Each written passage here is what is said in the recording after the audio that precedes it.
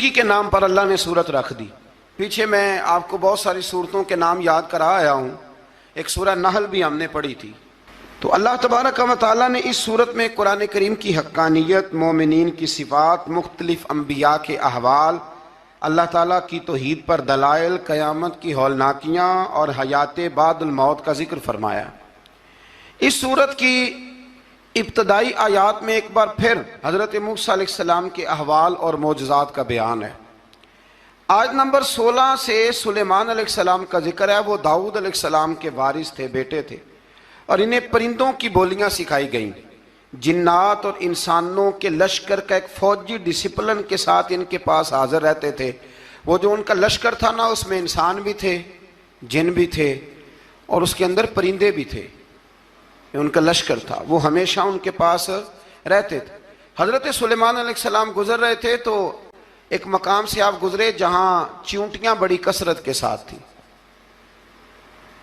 تو ایک چیونٹی جو ان چیونٹیوں کی سردار تھی، ان چیونٹیوں کی بڑی تھی، اور مفسرین کرام نے یہ بھی لکھا ہے کہ وہ تھی بھی ایک آنکھ اس کی کوئی نہیں تھی، ایک ٹانگ اس کی کوئی نہیں تھی، لیکن اس حال میں بھی وہ چیونٹی جو تھی وہ چیونٹیوں کی قیادت کر رہی تھی. تو حضرت سیدنا سلیمان علیہ السلام کا لشکر جب وہاں سے گزرا تو وہ کہنے لگی یا ایھا النمل ادخلوا مساکنکم، کہنے لگی چیونٹیوں اپنے بلوں میں گھس جاؤ. کہیں ایسا نہ ہو کہ سلیمان علیہ السلام کا لشکر بے دہانی میں سلیمان کا لشکر توجہ نہ کرے اور تمہیں پاؤں کے نیچے مسل دے. لہذا اس طرح کرو کہ تم اپنے اپنے بلوں میں گھس جاؤ. حضرت سلیمان ابھی 3 میل دور تھے. تمام مفسرین نے لکھا ہے 3 میل دور تھے. تو وہاں سے چیونٹی بول لی تو قرآن کہتا ہے کہ حضرت سلیمان اس کی بات سن کے ہنس پڑے. فتبسم ضاحکا، آپ اس کی بات سن کے ہنس پڑے کہ دیکھو یہ چیونٹی کیا کہہ رہی ہے. ذرا غور کرنا بات پر کہ حضرت سلیمان 3 میل دور فاصلے پر چیونٹی کی بات بھی سن لیتے ہیں. مولوی نے قرآن کی آیت پکی یاد کر لی، انا بشر مثلکم. کہتا ہے حضور نے کہا میں تمہاری طرح کا بشر ہوں. نبی ہماری طرح ہوتے ہیں جی. تو وہ تو 3 میل دور چیونٹی کی آواز سن لیتے تھے. اس کے کان میں چیونٹی رکھو بلا، اسے کہو کہ بتا بلا کیا کہتی ہے. کچھ بتائے گا پھر دوڑ لگا دے گا شاید. کان میں رکھو اس کو، کہو بتا چیونٹی کیا کہتی. اور اگر یہ لفظ نہ ہوتے قرآن کے کہ جب انہوں نے سنا تو ہنس پڑے، یہ جملے نہ ہوتے تو شاید اس کو بھی نہ مانتے. لیکن حضرت سلیمان نے سنی چیونٹی کی بات. اور اب اگلی بات کہنے لگا ہوں. بڑے خوبصورت لفظ لکھے ہیں مفسرین نے. فرماتے ہیں دیکھو ایک چیونٹی نے ایک جملہ بول کے اپنے قبیلے کی خیر خواہی کی تو رب نے اس کا جملہ بھی قرآن میں بیان فرما دیا.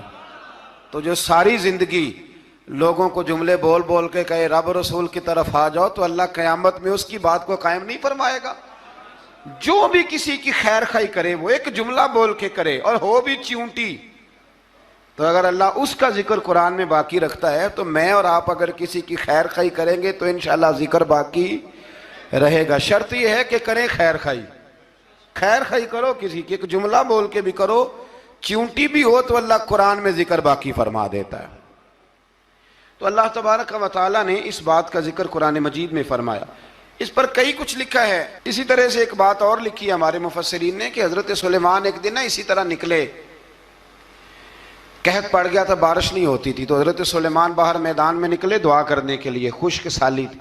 تو جب آپ گئے تو ایک چیونٹی اپنے پر پھیلا کے دعا مانگ رہی تھی. تو رب کریم نے فرمایا سلیمان آپ واپس چلے جائیں، بارش آ جائے گی پر آئے گی چیونٹی کی دعا پہ. تو حضرت سلیمان نے عرض کی مولا میں بھی تو اتنا لشکر لے کے آیا ہوں نا، تو چلو ہمیں بھی دعا کر لینے دے. تو چیونٹی کی دعا پہ برسا دینا پر دعا کر لینے دے. فرمایا نہیں آپ واپس جائیں، دعا نہ مانگیں. یا اللہ کیوں؟ فرمایا چیونٹی کا دل ٹوٹ جائے گا، وہ تو کہے گی کہ یہ سلیمان کے لشکر دعا پہ پھر بارش آئی ہے. تو آپ نہ کریں تاکہ اس کے دل میں یہ بات رہے کہ نہیں میرے رب نے میری دعا پہ بارش فرمائی ہے. آپ جائیں، آج بارش آئے گی پر آئے گی چیونٹی کی دعا پہ. تو جو چیونٹی بارش کی دعا کرے قوم کے لیے، اللہ اگر اس کا ذکر قائم رکھتا ہے تو جو اپنی قوم کے لیے ہدایت کی دعا کرے اور کبھی کبھی گردن جھکا کے دیکھا کرو کہ دل میں رسول اللہ کی امت کا درد کتنا ہے.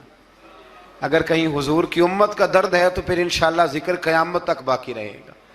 پھر انشاءاللہ قیامت تک آنے والی نسلیں بھی آپ کا ذکر کریں گی اگر حضور کی امت کا درد سینے میں موجود ہے.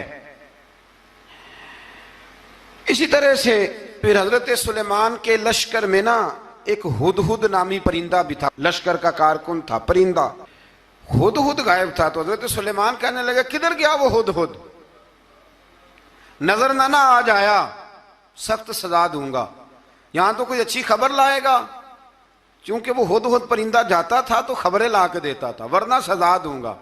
اتنی دیر میں ہدہد بھی آ گیا. یہ پرندے جو کارکن ہوتے ہیں بڑے سیانے ہوتے ہیں. کبھی بندہ ناراض ہو تو صحیح خبریں لے آتے ہیں. تو صحیح خبر لے کے آ گیا. آتے ہی آ کے بیٹھا تو اس نے حضرت سلیمان علیہ السلام نے کہا کہاں تھے؟ عرض کرنے لگا حضور میں ملک سبا گیا تھا، وہاں ایک عورت حکمرانی کرتی ہے، اس کا نام بلقیس ہے. بہت بڑے تخت پہ بیٹھتی ہے. 80 گز اس کا تخت لمبا ہے، 40 گز چوڑا ہے، اور شاید 80 من کے 80 ٹن اس کا وزن ہے. تو حضور وہ سورج کو پوچھتے ہیں.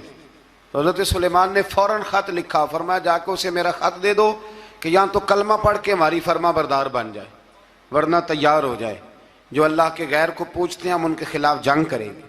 وہ جب لے کے گئے نا خط یہ حدود گیا تو وہ میٹنگ کر رہی تھی، اس کے وزیر مشیر سارے بیٹھے تھے.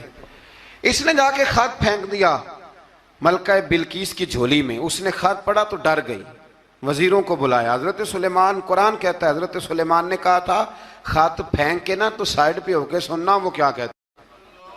بندوں کے لیے منع ہے، پرندوں کے لیے جائز ہے. بندوں کے لیے منع ہے سائڈ پہ ہو کے سننا. ہاں جس کی جاسوسی کی ڈیوٹی ہو، کفر کی جاسوسی کی، اس بندے کے لیے بھی جائز ہے. تو یہاں ایک تو وہ پرندے تھے، دوسرا کفر کی جاسوسی کر رہے تھے. سائڈ پہ ہو کے سننے لگے تو ملکہ بلقیس کہنے لگی اب کیا کرنا ہے، یہ خط آیا ہے. تو وہ کہنے لگے ہم تیار ہیں، آپ حکم کریں، ہم لڑنے کو تیار ہیں، لڑیں گے. وہ کہنے لگی نہیں تیزی نہ دکھاؤ. قرآن مجید کہتا ہے کہ وہ کہنے لگی جب لڑائیاں ہوتی ہیں تو شہر تباہ ہوتے ہیں، ملک کھنڈر بن جاتے ہیں، لڑائی مسئلے کا حل نہیں ہے. انہوں نے کہا کہ میں نبی ہوں. تو ایک دفعہ آزما لیتے ہیں کہ نبی ہیں کہ نہیں، معاذ اللہ آزما لیتے ہیں. کہا کیسے؟ کہنے لگی تحفے تحائف بھیجتے ہیں. اگر مال پر دل للچا گیا تو پھر نبی نہیں بادشاہ ہے، اور اگر مال پر دل للچایا نہ تو پھر اللہ کے کامل بندے ہیں. یہ فرق اس نے اس وقت بیان کیا. اس نے 500 کنیزیں، 500 غلام، بڑے شاندار لباس پہنا کے، 500 گھوڑا بڑا تگڑا، اس کے اوپر مال و اسباب رکھ کے تیاری کرا کے حضرت سلیمان کی طرف بھیجا. ہدہد پہلے سے خبر لے کے آ گیا. حضور اس نے یہ پروگرام بنایا ہے. وہ جب آیا سارا کچھ تو حضرت سلیمان دیکھ کے جلال میں آ گئے. فرمانے لگے اسے جا کے کہہ دو تو مجھے کیا تحفے بھیجے گی، میرے رب نے مجھے مالا مال فرمایا ہوا ہے، انہیں مالا مال کیا میرے مالک نے. جا اسے جا کے کہہ تو کیا تحفے دے گی. جب رب دیتا ہے تو پھر کوئی کمی نہ وہ نہیں چھوڑتا. بندے کیا دے سکتے ہیں؟ بندے تو بیچارے 10 دے کے تو 10 دن ان کی آنکھیں نہیں کھلتی. فرمایا مجھے اللہ نے جو دیا ہے کیا بات ہے اس کے دینے کی. تو فرمایا اسے کہو یا فرما بردار ہو کے آ جائے یا جنگ کے لیے تیار ہو جائے، ہم اسے اس کے شہر سے ذلیل کر کے نکال دیں گے. اس نے جا کے جب پیغام دیا تو اور ان لوگوں نے بھی آ کے بتایا کہ وہاں تو ہم عجیب منظر دیکھ کے آئے ہیں کہ جانور بھی ہاتھ باندھے کھڑے ہیں، وہاں تو جنات، سرکش جنات کھڑے ہیں. وہ بادشاہ نہیں، وہ نبی ہیں. وہ جو 500 غلام اور 500 کنیزیں گئی تھی حوال سنایا آ کے. تو ملکہ بلقیس نے پھر خط لکھا کہ میں فرما بردار ہو کے آ رہی ہوں. مانا کیا ہے؟ میں کلمہ پڑھنے کے لیے آ رہی ہوں. تو حضرت سلیمان نے کہا بھئی اب اس طرح کرو، ذرا فرش بچھاؤ. انہوں نے فرش بچھایا اس طرح کا کہ اوپر فرش تھا، نیچے مچھلیاں تیر رہی تھیں، لگ رہا تھا دریا ہے. ڈیوٹی لگا دی، جنات نے بچھا دیا. ادھر حضرت سیدنا سلیمان فرمانے لگے اب چونکہ مان کے آ رہی ہے تو اسے اپنی نبوت کی علامتیں بھی دکھانی ہیں. اس نے تخت بڑا شاندار بنوایا تھا، اور خواتین میں جو عادتیں خواتین والی ہوتی ہیں وہ جاتی نہیں. وہ 7 کمروں میں نا پیچھے اپنا تخت رکھ کے تو 7 دروازے بند کر کے آئی. اس زمانے میں ایک رواج تھا، وہ زلیخا نے بھی 7 دروازے مکفل کے ایک رواج تھا. ایک کمرہ، پھر کمرے کے پیچھے کمرہ، پھر اس کے پیچھے کمرہ، پھر اس کے پیچھے کمرہ، اور اس کو بڑے موٹے تالے لگائے جاتے تھے، اور فلسفہ یہ تھا کہ ایک تالا توڑے گا کوئی تو جب تک سپاہی آ جائیں گے، اور اگر اس کے توڑنے تک نہ آئے تو دوسرے کے توڑنے تک آ جائیں گے، اور اس کے توڑنے تک نہ آئے تو ساتویں تک تو آئے جائیں گے۔ یہ ان لوگوں کا نفسیاتی معاملہ تھا، سوچ تھی۔ 7 کمروں میں مکفل کر کے وہ نکلی تو حضرت سلیمان علیہ السلام کہنے لگے بھئی مجھے اس کا تخت چاہیے اس کے آنے سے پہلے، اس کے آنے سے۔ اس واقعے کی کیا ضرورت تھی قرآن پاک میں؟ یہ کیا حاجت تھی یہ تخت والی ساری بات قرآن نے کیوں بیان کی؟ پوچھیں آپ اپنے دل سے بھی اور انکار کرنے والے منکرین سے بھی، اس کی کیا ضرورت تھی؟ وہ جو کہتے ہیں جی ولی کی کرامت کی کیا ضرورت ہے، سیدھی سیدھی نماز پڑھو، روزہ رکھو، حج کرو، زکوٰۃ دو، تو پوچھو ان سے ایک سورت نمل کے اندر اس ساری تفصیل کی کیا ضرورت تھی؟ ختم ہو گئی جب وہ کلمہ جو پڑھ رہی ہے، تو پھر اس سارے واقعے کو رب کیوں بیان فرماتا ہے؟ حضرت سیدنا سلیمان فرمانے لگے تخت چاہیے، اور چاہیے اس کے آنے سے پہلے۔ قال عفریت من الجن، جنوں میں سے ایک بہت بڑا جن بولا، کہنے لگا حضور آپ کا یہ تخت برخاست ہونے سے پہلے لے آؤں گا۔ یہ جو آپ میٹنگ کر رہے ہیں نا، یا فیصلے ختم، کچھ نے لکھا صبح سے شام تک میٹنگ ہوتی ہے اور اس کو آنے میں پتہ نہیں کتنے دن لگیں گے، تو میں یہ برخاست ہونے سے پہلے، اور کچھ نے کہا دی آپ شرط کیوں لگاتے ہیں کہ صبح سے شام تک ہوتی؟ اس جن نے کہا دی آپ 10 منٹ میں فارغ ہو جائیں، آپ فارغ ہوں گے تو تخت آ جائے گا۔ مفسرین نے لکھا ہے کہ جب قرآن کہتا ہے کہ اس نے کہا کہ آپ کے فارغ ہونے سے پہلے، تو اس کا مطلب ہے کہ جب آپ اٹھیں گے، یہ جگہ خالی کر دیں گے تو تخت یہاں کیویں ہزاروں میل کا فاصلہ ہے آ جائے گا، پر ہوائی جہاز پہ کارگو کرا کے، جی DHL کے ذریعے کیسے آئے گا؟ وہ آئے گا تو بس آئے گا۔ تو حضرت سلیمان کی تو بادشاہت تھی نا زمانے پہ، فرمانے لگے نہیں نہیں تو لیٹ ہے، تو لیٹ ہے، تو ہمیں جانتا ہی نہیں، ایٹ سٹ تے پکھڑا کوار گندل، اسی اور بھی بوٹیاں جاننے ہاں، یہ تو لیٹ ہے، ابھی ہماری طاقت اس سے زیادہ ہے۔ بڑی کمال بات لکھی ہے لکھنے والوں نے۔ ایک مفسر نے لکھا ہے کہ ابھی حضرت سلیمان نے غلاموں سے منگوایا ہے، اپنی بات کوئی نہیں کی، یہ حال ہے ان کے غلاموں کا، تو سردار کا عالم کیا ہوگا؟ حضرت سلیمان کہنے لگے بھی جلدی جائیے۔ قال الذی عنده علم من الکتاب انا آتیک بہ قبل ان یرتد الیک طرفک، تو اٹھا ان میں سے وہ جس کے پاس کتاب میں سے علم تھا، ساری کتاب کا بھی نہیں، علم من الکتاب، کتاب، وہ اٹھے جن کے پاس کتاب میں سے علم تھا، تو وہ اٹھ کے کہنے لگے حضور میں لے آؤں گا، کب؟ آپ کے آنکھ جھپکنے سے، آنکھ جھپکنے سے، بندہ تھا جن تھا، جن کی تو بات مانی نہیں انہوں نے، کیا کہا؟ آنکھ جھپکنے سے، میں آنکھ جھپکنے سے پہلے لے آؤں گا۔ تو حضرت سلیمان کہنے لگے تو ٹھیک ہے چل لا، پھر لا، پھر آنکھ جھپکنے سے بڑے ہی نہیں، پھر غصہ نہیں آتا ان پہ، پھر غصہ نہیں آتا۔ میرے شیخ کامل، مرشد اکمل، شیخ بحر و بار، حضور غوث پاک جیلانی، حضرت غوث اعظم یوں کر کے شاگردوں کو، مریدوں کو سبق پڑھا رہے تھے، پڑھاتے پڑھاتے ہاتھ آگے کیا، اور جب ہاتھ واپس آیا تو بھیگ گیا تھا سارا۔ تو شاگرد کہنے لگے حضور یہ کیا ہے؟ فرمایا تمہیں نہیں سمجھ آئے گی، چھوڑو تمہارے والی بات نہیں، خاصاں دی گل آما آگے نہیں مناسب کرنی، رہنے دو تم۔ کچھ وقت گزرا تو کچھ لوگ آ گئے، ابھی کلاس ختم نہیں ہوئی تھی، کپڑے بھیگے ہوئے ہو، وہ شاگرد پہلے ہی منتظر تھے، کہا تمہیں کیا ہوا؟ کہنے لگے دریا میں جا رہے تھے، اچانک ہچکولیں آنے لگے، تو ہم نے کوئی کسی بے عمل کا بازو تو نہیں نہ تھاما، ہم غوث اعظم کے ماننے والے ہیں، تو دریا میں کہا یا شیخ عبد القادر جیلانی شیئا للہ، اللہ کے راستے میں مدد کرو۔ تو کہنے لگے بس ایک ہاتھ ہی آیا ہے، اور یوں کشتی کھینچ کے باہر نکالی ہے. تو اب وہ شاگرد سارے چپ کر گئے, کہنے لگے جواب کیوں نہیں دیتے؟ انہوں نے کہا تم نے ہاتھ دیکھا ہے پہنچتا ہوا, اور ہم نے ہاتھ دیکھا یہاں سے جاتا ہوا. تم نے پہنچتا ہوا دیکھا ہے تو ہم نے. حضرت بہاؤالحق نقشبند بخاری, ان کی ایک مریدنی تھی, اوپر چبارے پہ کسی نے اس کی عزت پہ ہاتھ ڈالا, چبارے پہ اوپر والی منزل پہ. اس مریدنی نے اپنی عزت بچانے کے لیے چھلانگ لگا دی. جب وہ نیچے گر رہی تھی تو حضرت بہاؤالحق نقشبند بخاری پہنچ گئے. نیچے کوئی ایسا بندوبست کر دیا, کوئی چارپائی بچھا دی, کوئی ایسا جس پہ وہ آ کے آرام سے گری اور بچ گئی. حضرت صاحب کی طرف دیکھ کے کہنے لگی حضور آپ کب آئے؟ فرمانے لگے پتر جب تو چبارے سے چلی تھی تب میں بخارے سے چلا تھا. جب تو چبارے سے چلی تھی نا تب میں بخارے سے چلا تھا, اور تیرے نیچے آنے تک میں بھی پہنچ گیا ہوں. میں بھی مالی دا کم راکھی کرنا, پھل کچے ہون یا پکے, اے پیر مریداں دے سر تے ہی رہندا ہے. اے جھوٹے ہون یا سچے, یہ پکی غلامی کریں یا کچی کریں, پیر کی بھی مجبوری ہوتی ہے. کیا کریں, پیر مریداں دے سر تے ہی رہندا ہے. اے جھوٹے ہون یا سچے, کیا کیا جا سکتا ہے؟ لیکن نا نافرمان بیٹے کا بھی تو جائیداد میں حصہ ہوتا ہے نا. نافرمان بھی ہو تو جائیداد میں حصہ, تو چلو باپ ناراض رہے گا تو اللہ ناراض رہے گا, بات الگ ہے, پر جائیداد کا حقدار تو ہے نا, چاہے نافرمان ہی ہے. پیر مریداں دے سر تے ہی رہندا ہے. اے جھوٹے ہون یا.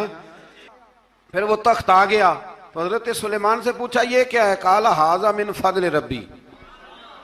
فرمانے لگے کچھ بھی نہیں. حضرت سلیمان کہنے لگے یہ میرے رب کا فضل ہے.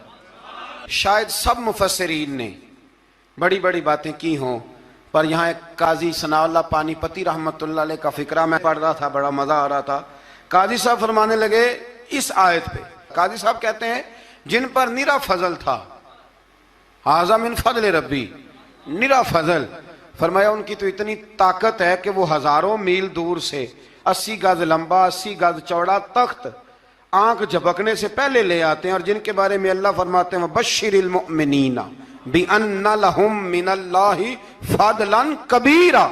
فرمایا محبوب اپنے غلاموں کو خوشخبری دے دیں, باقیوں پہ نرا فضل تھا, ان پر تو فضل کبیر ہے, ان پر تو بڑا ہی فضل ہے اللہ کا.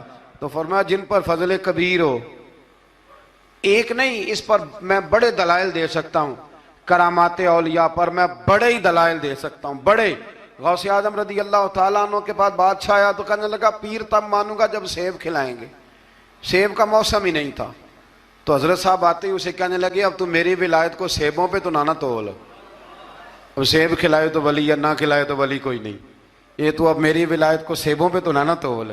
تو حضرت صاحب نے یوں ہاتھ اٹھایا تو اللہ نے 2 سیب عطا فرمائے.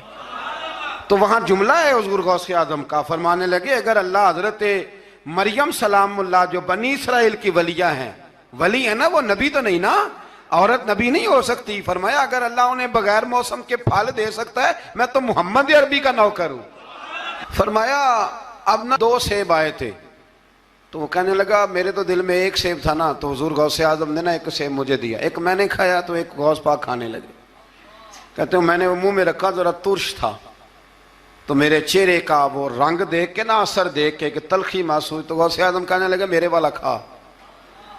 تو 1 انہوں نے کاٹ کے ٹکڑا دیا, کہتے کھایا تو بڑا میٹھا تھا. تو میں نے کہا حضور آئے تو دونوں ہی غیب سے ہیں, تو آپ کے والا میٹھا ہے میرے والا کڑوا ہے. تو آپ فرمانے لگے آئے تو دونوں غیب سے تھے, پر ایک کو ذرا ظالم کے ہاتھ لگ گئے ہیں نا, اس کو تنبیہ بھی کر دی کہ ظلم سے باز آ جا, تنبیہ بھی کر دی. فرمایا ہاتھ ظالم کے لگے اس لیے ترش ہو گیا, سیانا بن. 1 نہیں 20 درجنوں. لیکن پتہ نہیں کیوں لوگ اڑ گئے, پتہ نہیں کیوں کڑ کے آ گئے کرامت اولیاء کے معاملے میں. بالکل. اور پھر کسی حدیث میں یہ نہیں آیا کہ اس زمانے میں ولی ہوں گے تو اس زمانے میں ولی نہیں ہوں گے. حضور نے فرمایا میری امت کبھی گمراہی پر جمع نہیں ہوگی. اقبال کہتے ہیں اولیاء کیا ہوتے ہیں؟ اولیاء کیا ہیں؟ جواسیس القلوب. اقبال کہتا ہے ولی کا بہت بڑا ولی تم نے دیکھنا ہو تو اسے دیکھو جو تیرے دل کا جاسوس ہے. چلو یہ مشکل بات ہے, میں نہیں چھیڑتا, لیکن جو تیرے وہ جاسوسی کرتا ہے, پر کرتا ہے تیرے دل کی, وہ تیرے دل کا جاسوس ہوتا ہے ولی. اور اس پر حضور کی حدیث ہے, فرمایا اس کی فراست قلبی سے ڈر, یہ اللہ کے نور سے دیکھتا ہے. ڈر اس کی فراست قلبی سے، اللہ توفیق عطا فرمائے۔ بہرحال اس ولی کا نام تھا آصف بن برخیہ۔ آصف بن برخیہ جی حضرت سلیمان کے وزیر تھے۔ وہ آئی ملکہ بلقیس، اور جب وہ آئی نا تو اس نے دیکھا کہ یہ تو آگے سامنے حضرت سلیمان بیٹھے ہیں، اور جو رستہ ہے نا درمیان میں وہ فرش ہے کہ دریا ہے سمجھ نہیں آ رہی، تو اس نے نا اپنا یوں کر کے اوپر کپڑا اٹھانا شروع کر دیا کہ نیچے پانی ہے، تو حضرت سلیمان کہنے لگے چلتی آ، نیچے کچھ بھی نہیں۔ اس نے پیر رکھا، نیچے مچھلیاں بھی تیرتی جا رہی تھیں۔ حضرت سلیمان علیہ السلام، آج بھی اللہ نے توفیق دی ہے نا، لوگوں نے اس طرح کی تعمیرات بعد میں کی ہیں، لیکن اس کے موجد، اس کے پہلے بنانے والے حضرت سلیمان ہیں اللہ کی دی ہوئی توفیق سے۔ تو وہ ملکہ آپ کے پاس آئی، پھر وہ آپ کی فرما بردار ہو گئی، اور بعد مفسرین نے یہ لکھا ہے کہ اس نے جب کلمہ پڑھا تو پھر اس کا نکاح بھی حضرت سلیمان سے ہوا۔ دے کے حضور آکھن منگتے دی خیر ہووے، دے کے حضور آکھن منگتے دی خیر ہووے، منگتا کبے سخی دے، منگتا کبے سخی دے، بوہے دی خیر ہووے، دے کے حضور آکھن منگتے دی خیر ہووے، دے کے حضور آکھن۔ اور جنت بڑی جگہ لگیا جڑی جگہ تے، جنت بڑی جگہ